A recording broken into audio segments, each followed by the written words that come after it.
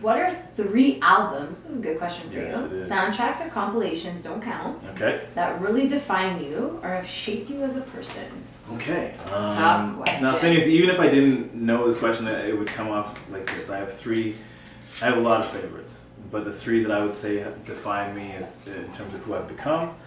Obviously Michael Jackson Thriller, 1983, I was 7 years old, and that's when I first learned, that's the first time I saw and learned that I could be like special, because if Michael Jackson was doing it, he's like really one of the first black people I saw on TV just run the whole thing, run the world. And the feeling, of course, was everybody had at the same time was this man is amazing, but the feeling I had as well on top of that was this black guy can entertain the world.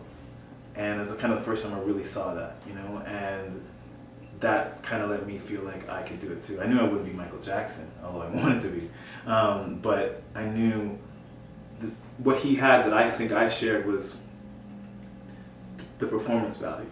Everything he was doing and why he was doing it, it just spoke to me at 7 years old. That was the first one. The second album would probably be 1989. I guess I was 13, 14. That's the year I was born. I'm like Taylor Swift. Right?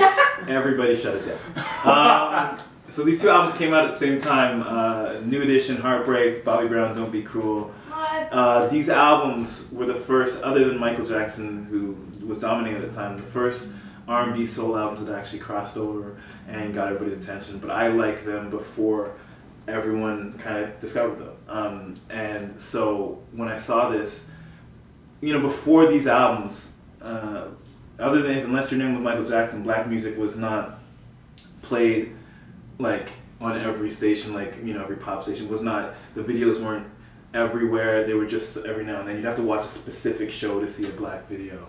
But after these 2 albums, R&B music kind of blew up, and then you have, you know, BBD, Poison, all these other things that came out in the 90s. But it all, right. Well, I know it's the same group, New Edition, but there's a lot of other groups that came out during that time, and it really started with these 2 albums that came out at the same time, which is New Edition, Heartbreak, and Bobby Brown, Don't Be Cruel. And what that taught me at that age, first of all, with Don't Be Cruel, I learned, that's when I also discovered I could dance. I didn't know this until somebody played that track at a school dance, and then me and my brother it was over. Jury's still out. Let me tell you something. I will meet you on any dance floor anytime.